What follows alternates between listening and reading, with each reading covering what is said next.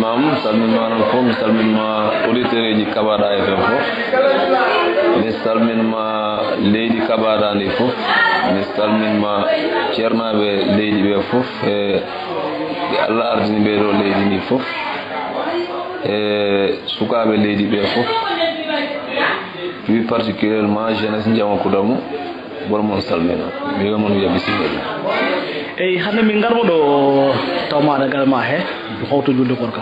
et puis en battita caggal tati woni coronavirus mo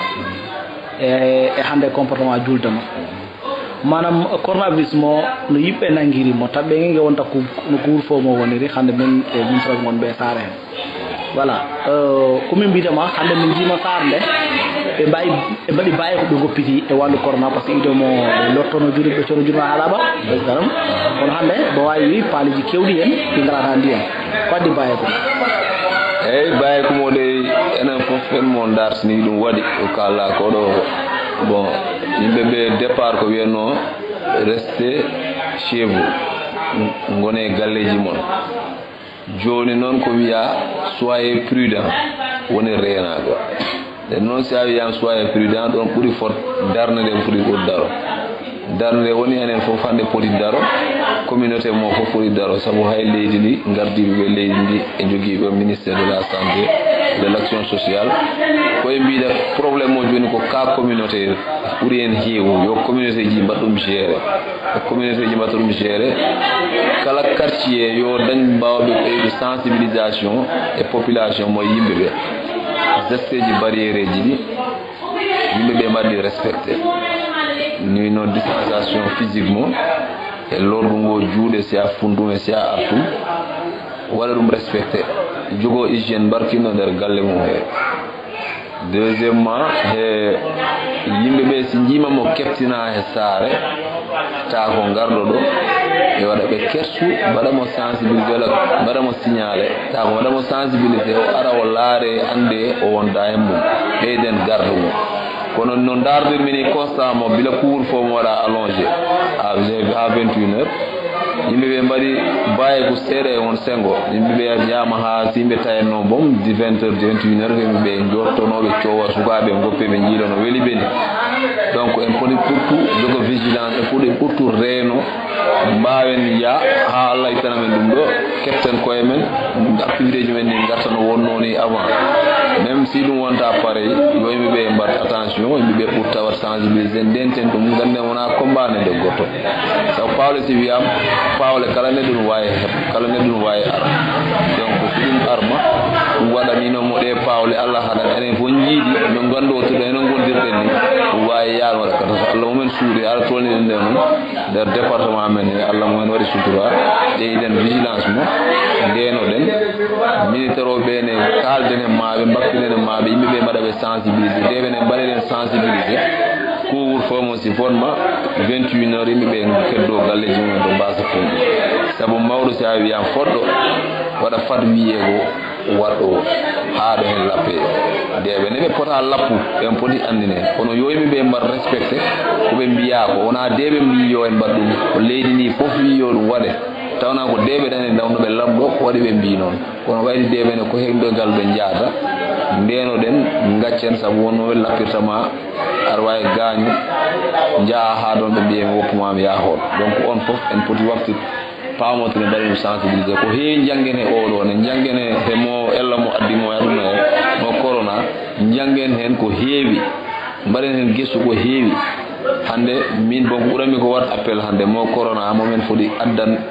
vie goɗɗo comportement goɗɗo e avancement goɗɗo e mbawen ya yeeso saabu ni mo pour l' instant ɗo en tolni pré hivernage warta ara hande en jiima ko gaddantiren ko en ɗum dokke ɗum touché c'est bien ɗum hawri rokkego wallego ɗum hawri kono wallugo hoore mum ɓuuri wel saabu hande ko gaddantiren ko ɗo fof maaro o fof en ɗum ɓayiren en ɗum poti waw liggo naaɓe nane ladde he mbaɗɗen ɗum en keɓat ɗum en dokkeɗaka ɗum kala mo jiiɗa jogen autosuffisant alimentaire nder galle mum e d' abord ɗum wawa won autosuffisant alimentaire nder commune ma e ɗum wawa ya autosuffisant alimentaire ɗum lawa hay leydi e fof donc ballor balletere mo c'est bien kono pourten hollo dum wan men man ñaar nganden corona mo men jangine ko heewi pourten jogo vigilance pourten reno pourten jogo geste barrière ji ngacce mbaden di ko be mbi ko mbaden on ala tan voilà hande ko kata he comportement julde hande mo njiwdal ma e comportement julde hande mo alhamdulillah min mi yama ton bon min comme no wiani yo wari non bandi mi arn dari mi bertin ba tapiram no mi tapiram bane maskam jami njulmi kantinmi musalmodira ko mi fara bimbe be yaago to hawri teto bimbe be jahbe biyabe duwo ngartumi galle men do eyo mbimi walla jaba men korka yo Allah jabi duwo wudi fof eyo yo yimbe be mbadum respecté sabu wari be ngana ngala maskuji ne yimbe be mbade sensibilité tayra be di moyda jango banto ne yimbe be jogon nombo mbara mo limite si wawa won sabu yimbe be won limite mo hewrata yimbe fo jeyan noro yala mo bawda bi ata banta ayti banta bi akudidam kono wadi be fodo jogo sensibilité won be fodo jogo esprit yemi jame moye yimbe be utato donc 1 mètre distance mo hebora ko don yo danjaabe beedan jula cuureji mumen babe ni no am donc be ne jula cuureji mumen haadu Allah itiruman ni be da vie continue be no to herego Allah no bara no sabu banda do arewat Allah suudu mara ay jula ko buri ko yide no ko yaago banda kono ha bayti o do ne Allah wan madu wadir man baren ko be mbi ko ha Allah itana men dum do maskuji ne jahobe be naw maskuji au moins yo eto jogoda au moins 3 masques par jour 3 masques mo saya ma gartuda lota moda lote lañi hande bada goddo do ma arto tusubarta mon ne yorma bada goddo donc ensuite de suite bada non masque ji di bawol bat propre yimbe be kala mo jiya go masque ta wana masque ne jogoda marche toute la journée o lota ka bimbi kinan jogoda on fi jang puri mi ngada tina de ko wannata ma corona ta wana corona ari do sabu woni en don mi boro yembabe masque taari nyobi di bawli non ta ko dana jono di lota ka di bon on de mi ci wat doy war on ko on biyan mi yo yimbe mbadon yimbe etodu ndaro hen sare mende mucca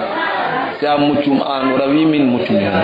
ko wiyan muccum en dan sare de yo ne fone muccu wada min ne yaaran min ala ko sadi kam min ala sa do non wada eto goddo wada non yimbe fo mbadi hen non dum yaha sabu yimbe be ndadda tan sare de fo Allah wan mata dannumde sabu non don bita non bi min non woni hen mi jom mon contribution bi mi yo yimbe be dañ na mbadi suka be ne mbade ñaax mbade sensibiliser waxtaan be bure halane tout d'abord wari be ngana ma be a féliciter be mbadi war féliciter be Ibrahima Bayen groupe be wondi be ti jandaw en suka be wondi be fof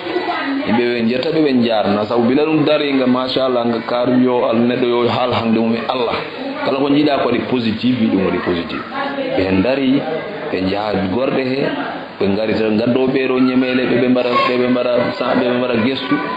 be jaa juma ro be don udida be don mbara pompe be don pompa deuxième be don mbara désinfecté be daro e taliji do nim be sukabe mi de be don de nan jama kuta yo godbe fo baden effort be ne ko podbe nangan ko sotti exemple jeunesse mo waya non min non kala ko jeunesse woni sare boro ngar men sur le terrain boro hen mi aran sur le terrain mi jo mbawmi dum on addumi adana demo